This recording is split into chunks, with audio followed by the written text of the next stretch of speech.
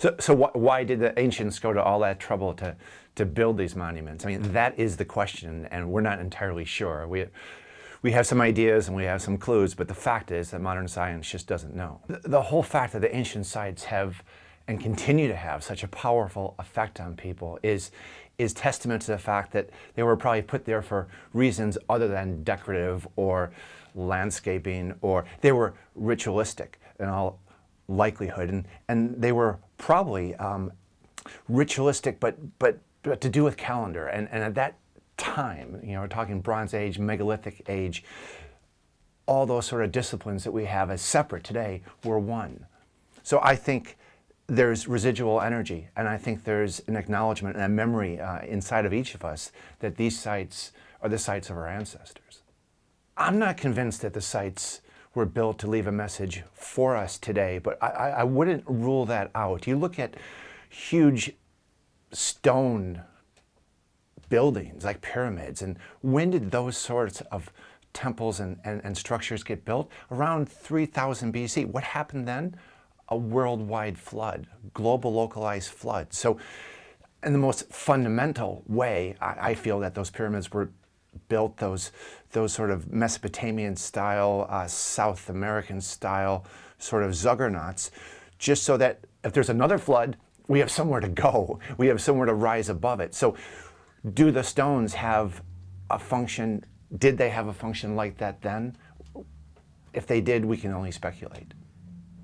Well, one of the greatest mysteries, I think, is not so much what were they used for, but how did they build them, especially when the stone used to construct these monuments is typically brought from miles and miles, and in the case of the original, obvious, best example, Stonehenge, the original circle, from a different country. So how did that happen? There has to be a technology that we've forgotten. I can't imagine that there's a way they could have carried them or put them in a boat. Maybe there was a way that they became in tune with harmonics and somehow negated the what we know as gravity. In terms of whether or not we've forgotten a technology that was used to create these monuments, I'm a firm believer that they were constructed by our ancestors and there was no extraterrestrial contact. I hate to see that sort of theory put forward because it was us, humans, who did this. And I think there probably is a technology, and that technology that we may have forgotten may have something to do with getting in harmonics with these stones so they can be moved a lot easier. I hate to use the word levitate, but certain scientific experiments have shown that it's possible to negate, to some degree, the impact of gravity. So moving these stones, which they clearly did for hundreds of miles in some instances, to put them in a particular spot, well, that may offer an explanation. But the fact that all these sites, or many of them, appear to be connected, whether we're talking ley lines or just settlements of stone man-constructed monuments that appear to be part of a harmony of an intentional layout, we have to think that this is due to not a domestic necessarily settlement, but a ritualistic one. And again, all these disciplines merged as one back then. So science, priesthood, farming, agriculture, that was all sacred and all under the same umbrella, if you will.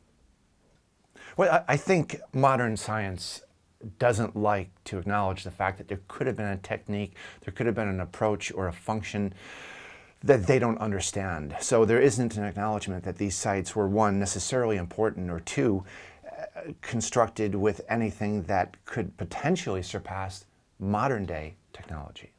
I think that academia is going to have to really waken up and acknowledge that a lot of these sites are more ancient than they had previously acknowledged. And some sites in Turkey have recently been discovered, some sites in southern Egypt and the Sudan have been discovered, and we're pushing the dates back to 5,000, 6,000, 9,000, 10,000 BC when these megaliths were constructed. And again, the megaliths that we see, that's only typically maybe half of the monument. The other half is in the ground. So it just makes the entire thing even more of a mystery.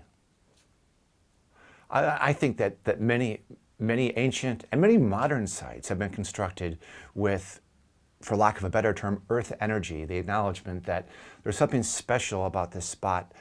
And it might be that there's water underneath. In London, Temple Church is built near Fleet Street. And what's underneath? River Fleet. It almost seems to be too much of a coincidence for that not to have been intentional. And I think the same is true with a lot of these megalithic monuments. They're assembled in such a way that they appear to accentuate the energy and to let it perpetuate down a particular ley line or part of a settlement. We have put so much damage on the landscape. Go to Ireland, for instance, which is one of the most lovely countries in the world, full of wonderful megalithic monuments. And no disrespect to the Irish, but the houses they put on the landscape, just like from my country in the States, they're completely incongruous with what is around. And I think, I hate to talk about these sort of next eras, but I think going forward, you're going to see a lot more harmonious construction of houses and buildings with the landscape, and some of this will be underground, and I think less of it will be what we call skyscrapers today. It's going to be just a little bit more in tune with the harmony of the landscape.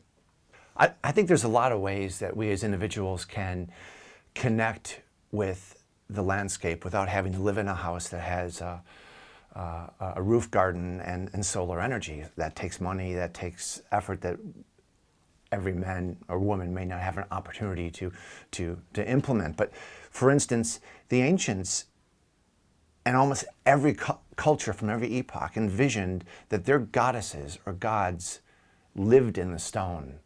And thus they would have a stone that would hearken back to perhaps the sacred stone, which is in their temple, but they would have it in their home, in their temple. And the view is that these stones, especially meteorites are the most cherished megalith in the history of the planet. And it's because they came from the sky, and that's what the Grail is, supposedly by Eschenbach. It's a stone that fell from heaven, right? And that's a meteorite. So stones have always been sacred. There's stones in the temple of all sacred cultures, but I think by symbolically having a stone representing whatever our own theology is or isn't, it's just a way of personalizing it and bringing into the house what is outside of the house. The fact that you can go anywhere in the world and find the same structures, whether they be pyramids or even earlier, sort of the dolmen-shaped objects. You go to the pyramids, and what do you find next to the pyramid? Go to Dajur, to the red pyramid. Right next to it is a mortuary temple. Well, what's that? It's a dolmen, and you don't know which came first, really. And it almost harkens to the fact that there was a universal language, if not culture, that understood by augmenting the planet in certain ways and paying homage to the planet and their ancestors and what was above them. I mean, what was in the night sky was, that was their television. That's what they watched every night. That's what they worshipped. And by putting these megaliths and these temples on the ground, you have to believe they are, in one way, shape, or form, implementing an as above, so below philosophy that brought all of their universe together. So you could easily be excused for arguing that at some point in antiquity there was a common culture with a common language that had megaliths as their expression of that language. I talk a lot about bees. I lecture about them. I write about them. We're sitting here today in Glastonbury, which in ancient times, of course, we know was an island, and it was the beekeeper's island. And beekeeping and bees and sacred stones go way back, and that sounds a bit ridiculous, but when you think about the fact that the original mother goddess was a meteorite, and she was also the goddess of bees and caves, and I speak of Cabela. And when things started to go really bad in Rome in about 200 BC, because meteorites were falling from the sky, they consulted these ancient texts, and the ancient text said, there's only one thing that can save you, Rome, and that is you have to go get the mother goddess. So the mother goddess is a meteorite.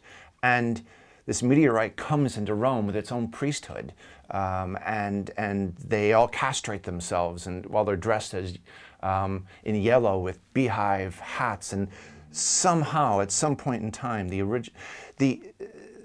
being and the veneration of it gets associated with these megaliths. And is it because the one thing that could really have caused, or one of the things that could really have caused localized floods all around the planet would have been a shower of meteorites. So there's this acknowledgement that megaliths and meteorites are from the gods, and anything from the sky is a gift from the gods. So this mother goddess, this big goddess, Cabela, gets put in her own temple in Rome, but we lose track of her. She disappears from history around 300 or 400 AD, but that's the time that the world's most venerated megalith reappears. Mecca, a black stone, a meteorite, that today is the world's most worshipped stone, could very well be the original mother goddess that fell from the sky as part of a meteorite, a swarm, if you will, that caused the flood, that caused everyone to embark upon literally a whole new journey. Two of the things about megaliths that have always sort of perplexed me is, do they have a god? I mean, is there a god of the stone circle? And why is the stone circle not round? Obviously, the ancients were really switched on and had a great understanding of equinoxes and solstices and things like that.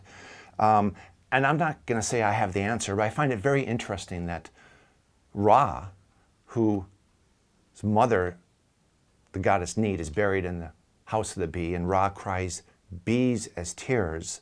Ra is God, they used governor and lord of the circle. And if you look in Egypt for stone circles, you don't really find them. But in recent years, we have Naphtali, which is 5000 BC. But it's not round, it's shaped like a tear. It's teardrop shape. So could stone circles be in veneration of the Egyptian god Ra, who is the #1 god in the Egyptian pantheon? And if so, would that explain why they're not round?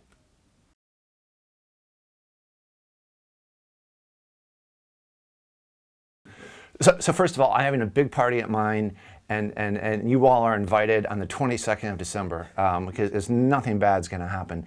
I do think 2012 is a fantastic opportunity to reflect upon the start of the Mayan calendar. Why did they start a calendar? Could it be that at that time, worldwide, civilization was rocked by meteorites that caused floods? So megaliths became even more symbolically important. Pyramids were constructed, and I think in 2012, it's the best time to sort of acknowledge the symbolic sort of harmony of our lives through megaliths, because if you look back far enough, the megaliths from the sky is what caused the Mayan calendar to reset in the first place.